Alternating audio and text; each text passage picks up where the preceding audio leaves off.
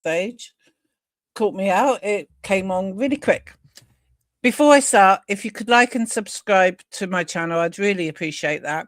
And if you fancy buying me a coffee, you're more than welcome to. The link's at the bottom there.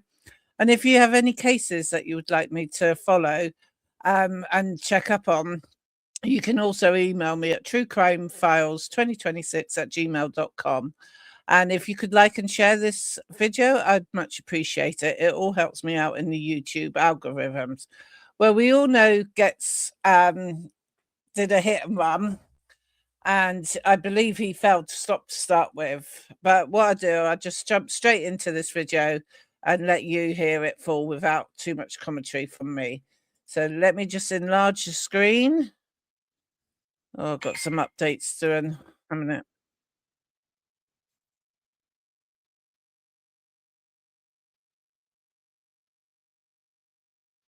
It's not added here. Causing death. Ah, Those two matters on the indictment, counts 1 and let's 2, get rid of cover there it is. episodes of your driving the evening of the 18th of October 2005 between 11 p.m. and 11:30 p.m. when you drove from central London to Roding Lane South in Redbridge, and secondly when on Redbridge Lane you hit and killed Yubin Tamang as he was crossing the road. Counts 3 and 4 of the same indictment allege that at the time of causing the death of Yubin Tamang, you were driving whilst over the prescribed limit for alcohol. And lastly, after causing his death, you embarked on a further episode of dangerous driving as you made your way from the scene of the fatality to your home. On your behalf, a written basis of plea document was provided. That document is dated the 8th of December 2025. In that document, you set out that your guilty pleas to counts 1 and 2 were on the basis that you drank 3 glasses of brandy and coke whilst having a meal in central London. When you went to drive home, you claimed you saw 4 people in a Mercedes A-Class who you say looked suspicious and who you thought may pose a threat to you or your car. The basis of plea speaks of an incident some years before when you had been approached at gunpoint and your vehicle taken. You said that on the 18th of October 2025, you believed you were under threat and were being followed, and this led to your erratic and dangerous driving. It is also said this led to the sudden increase in speed before the collision, the subject of count 2. You then wanted to get home as quickly as possible as you thought you were still under threat. Once home, you said you consumed 6 to 7 shots of Chirok vodka mixed with ginger beer and had a cannabis cookie. You say you then dozed off before being woken by the police. At the police station, you say you told a legal representative that you had drunk vodka in the hour or two before your arrest, had consumed a cannabis cookie, and signed a written document to that effect at the police station. You do not understand why police records show something different. You accepted that you may well have been over the drink drive limit when you got into your car from that restaurant, but if so, it would not have been by much. At that stage, a timetable was set for matters in that basis of plea to be considered, along with further consideration of the evidence in support of counts 3 and 4. Having given time for inquiries to be made by your solicitors and by the Crown Prosecution Service to consider the account set out in that written basis of plea, I note that no vehicle can be seen on any available CCTV to follow your car. You said you had been at the Omi Lounge and that at no point can any car be seen to follow you as you have suggested. On your behalf, today it is said that you maintain that you believed you felt under threat, albeit it is accepted there is no independent evidence of that, and no evidence has been called on that issue on your behalf. Whilst I can accept what happened in 2017, having viewed the footage that has been collated, I do not find your belief to be one that mitigates this driving or the seriousness of it. Separately, I note evidence of the state of your car following the collision, which shows significant damage to the windscreen. An addendum base of plea document was provided on the 2nd of March. In that document, you accept that at the time of the collision with Yubin Tamang, your blood alcohol reading was 45 micrograms of alcohol per 100 millilitres of breath. The legal limit is 35 micrograms, and so you accept being over the limit for driving and by a significant margin. As you now accept the alcohol level and also that you failed to stop after the collision, it is not necessary for there to be a trial on counts 3 and 4, and so those counts will lie on the file, on the court file with the usual direction, not to be proceeded with further without the leave of this court or the Court of Appeal. Turning then to the events of Saturday, the 18th of October. In the early evening, you drove into central London from your home in Woodford. You were driving your BMW M5, a high-performance vehicle. The journey took about an hour, and you arrived in the Bloomsbury area just after 8:30 p.m. As you were later to accept, whilst in central London, you consumed alcohol before then driving home. Your return journey started about 11 p.m. Much of that journey captured on CCTV. A chef, Nico Segara, was riding his motorcycle along Goode Street. As you drove past him, your car brushed his leg, causing him to stop and to put his foot to the ground. You did not stop. You drove on and drove through a red traffic light. When the lights changed to green, the motorcyclist followed your vehicle. When he did so, he observed you drive through 2 further sets of traffic lights at red. You turn left into Gower Street and then right into Torrington Place, again passing through a red traffic light. You then continued along Byng Place into Gordon Square, passing through yet another red light. As you drove into Tavistock Square, there was slow and stationary traffic. You then drive onto the pavement outside the Tavistock Hotel to pass that line of stationary vehicles that were waiting at a red traffic light. You then drive through yet another set of traffic lights at red and collide with a Mercedes car. You continue into Tavistock Place, stopped momentarily before then driving away. The motorcyclist, Mr. Segara, stopped to speak to the driver of the Mercedes, Mr. Ansari. He checked that he was uninjured and then continued to follow your car. When you stopped at a red light in Sidmouth Street, close to Grayson Road, he took a photograph of the registration plate of your vehicle. Mr. Ansari was driving his car as a taxi that night and had a passenger. He was driving towards Holborn. He recalls travelling slowly in Tavistock Square at its junction with Gordon Square. He saw your car come towards him and having passed through a red traffic light. You tried to get across the road in front of Mr. Ansari, but stopped. Mr. Ansari continued to drive forward.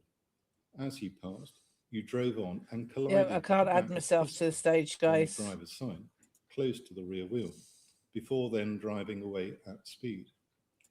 Mr. Ansari called the police at 11:03 that evening, and he later took a video of the damage you had caused to his car. After this collision, you continued in the direction of your home in Woodford. Analysis of your mobile phone shows that you made 5 voice calls to the same number in that period. The calls are of various duration, up to 1 minute and 21 seconds. CCTV footage captures you driving, often at speed, between 11:21 and 11:27 p.m.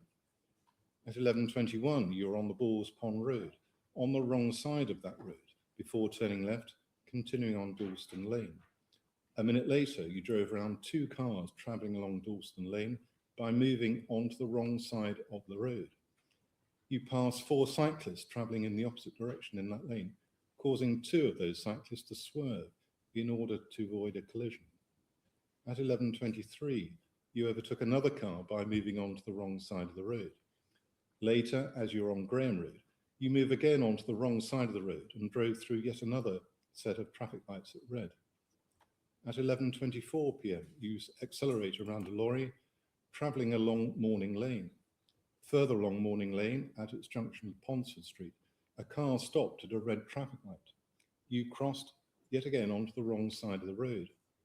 At 11:25, still driving along Morning Lane, you crossed the junction at Well Street and moved onto the opposite lane, Oops, sorry, narrowly missing a guys. car travelling in the opposite direction. Trying to find you a video for the By next one. 11:30 p.m., CCTV shows you driving along Roding Lane South towards Redbridge Lane East.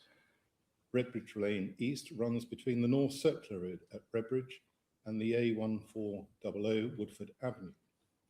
The road is in a residential area. It is a road with a single lane for traffic in each direction. The speed limit, 30 miles an hour. At the time of the incident, it was dark, the road lit by streetlights on both sides. The road surface was dry. Don't know what's up with StreamYard today, guys. A 20-year-old man from Nepal, a university student living in Burkhold Avenue. I can't even add myself to stage. Was walking along the pavement of Redbridge Lane East. He looked, checked the road was clear before crossing the road. As he was crossing that road, he was hit by your car. You were driving at a speed significantly in excess of the speed limit. Yubin was catapulted into the air before crashing onto the roadway. He sustained catastrophic injuries. Camera footage shows the lead up to the impact and the point of impact itself. On the audio, the noise of the engine of your car can clearly be heard as it approached its speed. After impact, your rear brake lights can be seen, but you then drive on, leaving the scene without stopping. The footage of the impact shown in this court is simply shocking. And this is why you should never drink and drive. But I've noticed from past things I've watched on TV and on YouTube that a lot of people that drink and drive never admit to the full amount they've drinking, and they always say they were fit. They thought they were fit to drive, but when they have accidents, it just clearly shows they wasn't fit to drive. Images of the state of your car show that it was then not in a fit state to be driven safely, but nonetheless you continue for another 8 miles over some 15 minutes or so to a location close to your home in Kings Avenue. You make another phone call just after the collision to the same number as those earlier calls, this one for 33 seconds. Of note, there is no call to the emergency services. It is also of note that you do not park outside your home, but a short distance away. You've been in the car on your own. The windscreen of the car had been shattered. I mentioned earlier the journey into central London was an hour. The journey home took half that time. After getting home, you're seen running and returning to the car for reason. Expert analysis of the event data recorder from your BMW shows that in the 5 seconds before the collision, the speed of your car went from 36 to 74 miles an hour.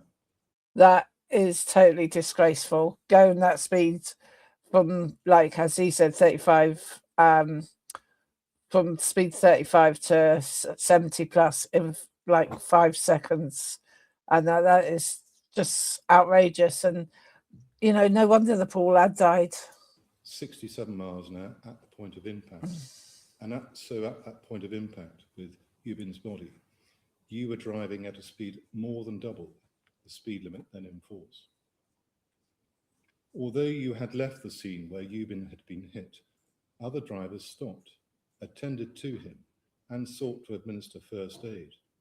They called 999 and sought to give CPR. The helicopter emergency medical services team arrived and attended to him. He was taken to the Royal London Hospital. It was clear that he had sustained extensive and catastrophic injuries, multiple fractures, multiple organ damage, including damage to the brain. He was placed in the intensive care unit, but remained unresponsive, and his injuries were deemed to be unsurvivable. During the course of the 19th of October, his condition deteriorated, and he died just after 1 p.m. on the 20th of October. Turning next to victim impact. Now, I believe he got jailed for 12 years for the hit and run and for the guy to pass away. But I feel he should have got a much stronger sentence, so much more than 12 years. What do you all think? If you could put it in the comments. I always read and reply to every single comment I receive on any of my videos.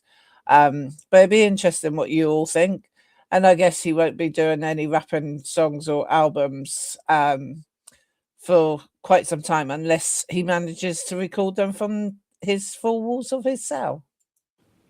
There are a number of victim impact statements.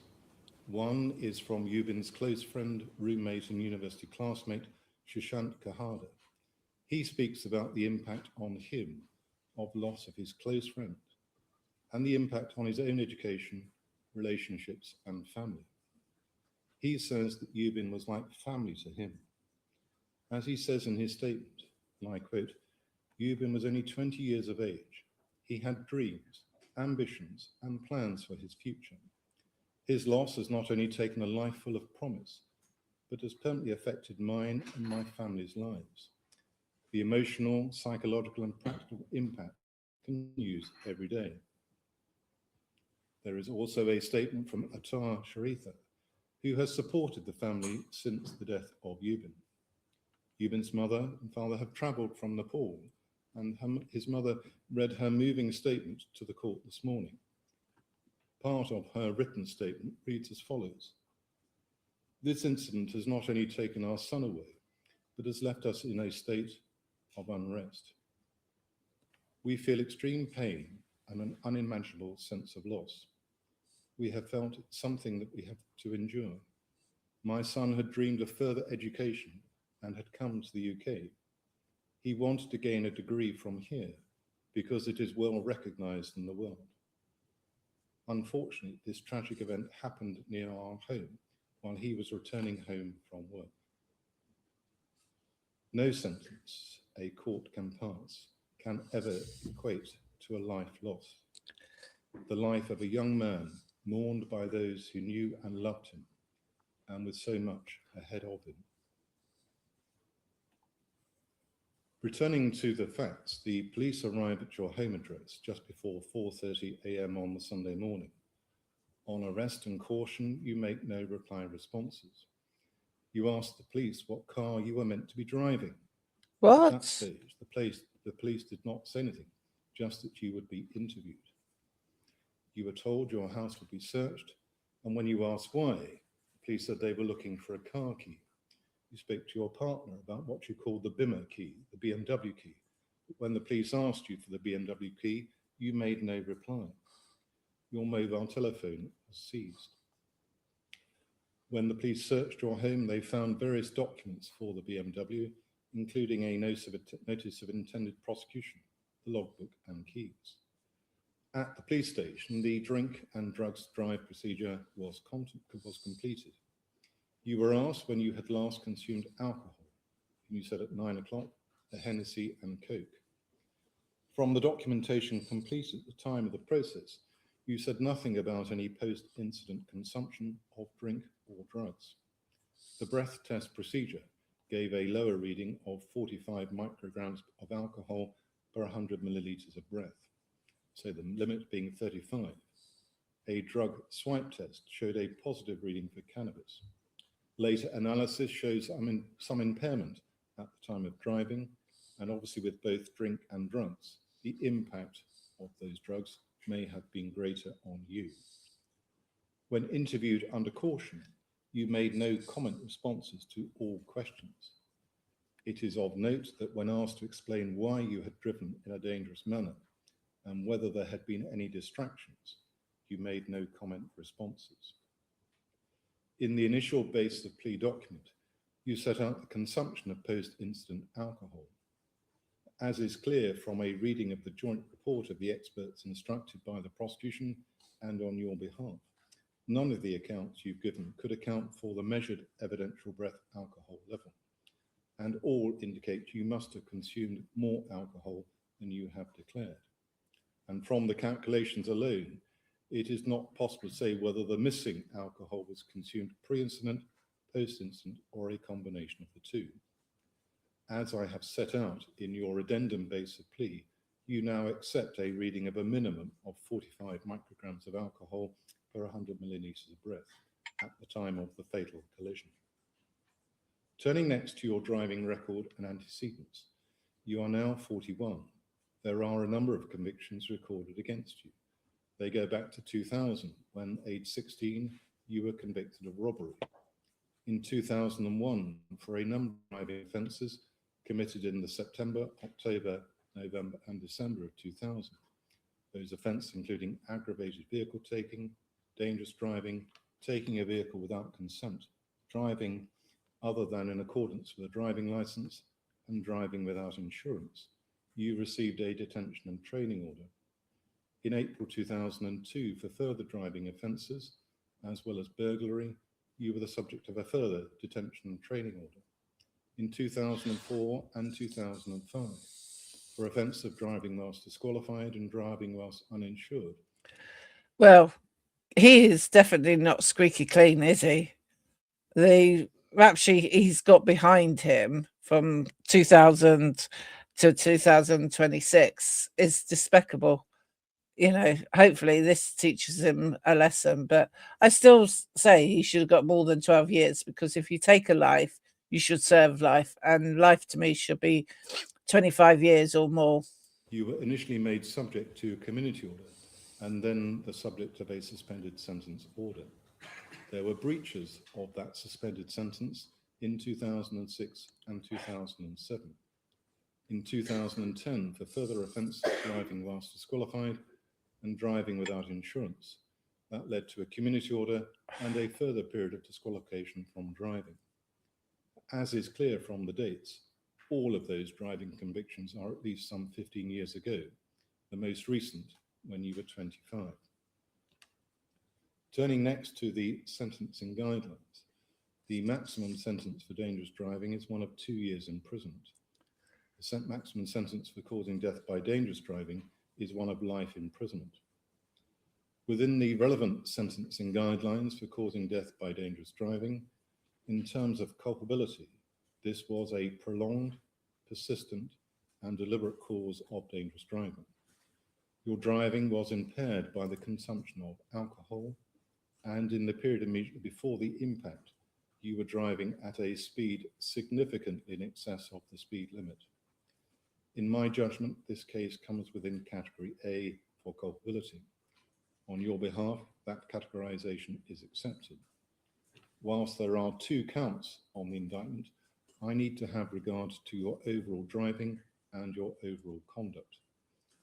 For an offence within category A, the start point for sentence is one of 12 years custody, the range 8 to 18 years custody. For the episode of dangerous driving before the fatal incident, your driving involves a series of deliberate decisions to flout the normal driving rules and a deliberate disregard for the safety of other road users. You broke the leg of a motorcyclist. You drive through numerous at red. You overtook other road users. You drove on the wrong side of the road, causing others to take evasive action, and you collided with another car. The footage shown as part of the hearing shows a quite appalling litany of incidents of dangerous driving leading up to the incident that leads to death. On the guidelines for dangerous driving alone, the factors identified place this offence into the highest category. As such, the start point on count 1 would be one of 18 months imprisonment and a range of sentence of between 1 and 2 years imprisonment. Next, moving to the aggravating factors. You have previous convictions for driving offences. Whilst they are some years ago, they cannot be ignored. On count 1, a motorcyclist and the pedal cyclist have to swerve to avoid you. You failed to stop having hit Mr. Ansari's car, and you may not have realised that you also made contact with Mr. Segara. In relation to both counts, you were driving having consumed alcohol in excess of the legal limit. With count 2, causing death by dangerous driving, you failed to stop at the scene of a fatal crash, and whilst in your initial base of plea, you have sought to suggest a reason for driving, as you did through fear or threat from others. I reject that feature of the matters put forward. I propose to impose concurrent sentences on the 2 counts here, and so there will need to be some upward adjustment to the notional sentence on count 2 to reflect the overall driving conduct. In terms of factors reducing seriousness or reflecting personal mitigation, I note your expressions of remorse. I have no doubt that the regret and remorse you have now expressed is entirely genuine. There are moving letters from many who know you and the many good things that you have done. Your partner and the mother of your 2 children speaks about the difficult start you had and how you have turned that around for good, and the ways in which you have supported many others, giving talks in prison to motivate young men, and in your support for the homeless through your work in the music industry. Your mother speaks of the changes she has seen in you from your teenage years to you being a father yourself of your own children, and your support of the wider family. Others, Jacan Prince, Cairo Miller, Nathan Clark, speak of your role as a mentor or guide to them, giving encouragement, support, and motivation to them in their music. Laverne Cole speaks of the work you've done with the St. Christopher's Fellowship, and Cherie Jackson, parent director of the Akim Community Group, sets out the physical and financial support you've provided to that non-profit community group over a number of years. Timothy Pabifo speaks of the support and encouragement you have given to him. Your music has provided you with a following and with a significant financial reward, and I acknowledge that you have used both the music and the money it has given you to good effect and have done much to support many others. I've read very carefully the letter that you have written to me. In the letter, you express your genuine regret and remorse for your actions on the 18th of October 2025. As you set out, you've done much to help others over the last 10 years, and all that good work is marred by driving in drink and taking the life of another young man. You've pleaded guilty, and in my judgment, credit in the region of 25% is appropriate and will be given for those pleas of guilty, as well as a disqualification until an extended test is passed. There has to be a disqualification from driving, and for a minimum period of 5 years. Turning next to mitigation, on your behalf, I have seen and read a sentencing note that has been prepared on your behalf. It is accepted that this is a category A1 case, and with aggravating features that may have a starting point for sentence in double figures. It is submitted, the court may be able to reduce that sentence to within the single figure range. Through Mr. Aina, a full apology has been made and a full acceptance of the sequence of events in the course of your driving that evening that are clear aggravating features of the driving. As I have already said, a quite appalling litany of events. Mr. Aina also expresses your apology to the many others that you have let down. Your letter and those of the many who have written about you are ones that I have read and digested. Laverne Cole gave evidence in the course of this hearing to further highlight the work that you have done to assist those the St. Christopher's Fellowship supports with issues around the impact of their own offending behaviour. Those you met valued what you said about your own experiences. And in your letter to me, you state as follows: the dedication it took to establish myself professionally has not only shaped my character, but has also strengthened my ability to reach out to others and positively influence them.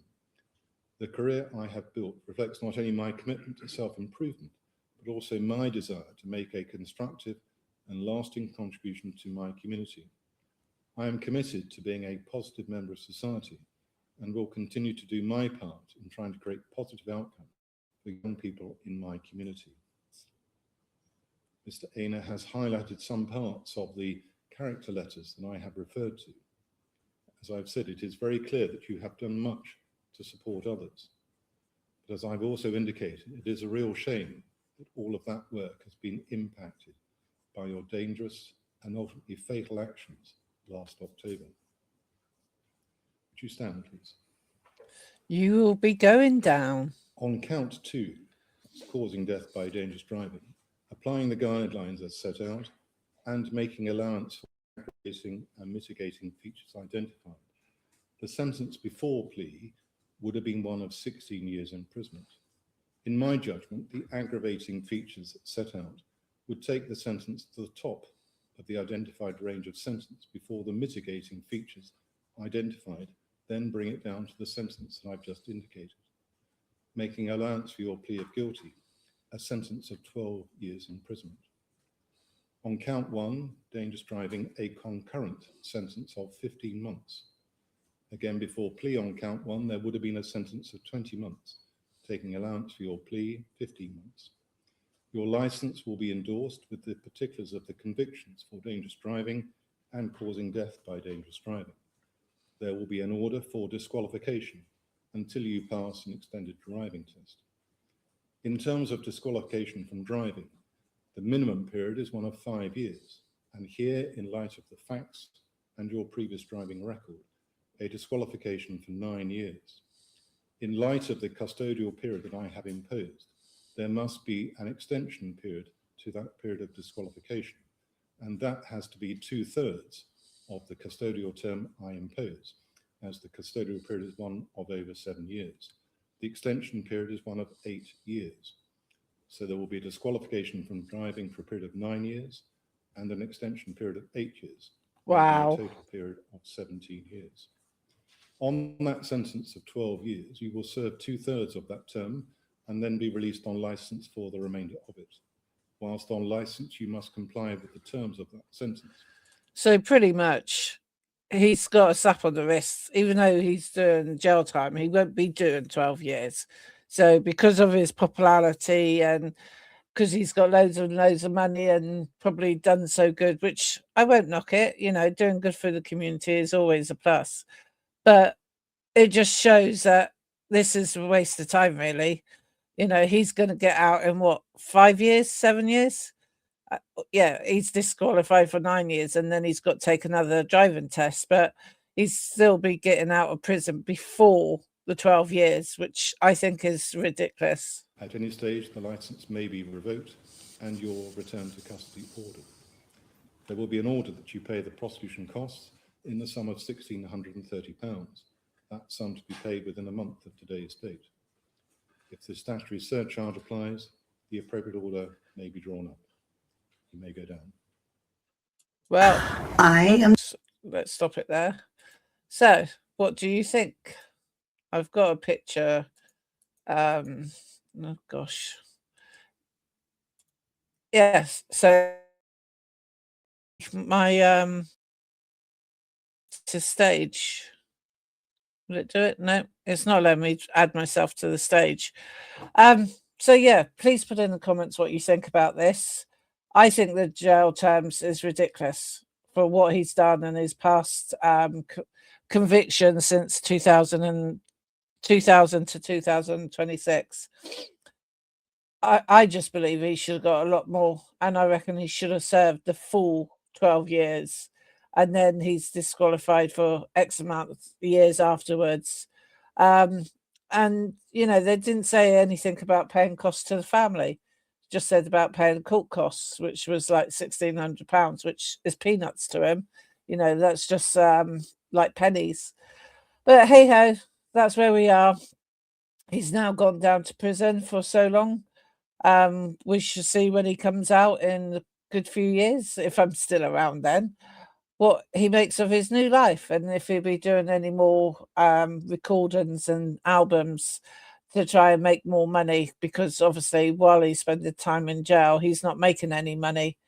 Right. So if you could like and subscribe, you're liking to like the content of the video, you're not necessarily liking my reaction to this video. And we'll see you on the next one.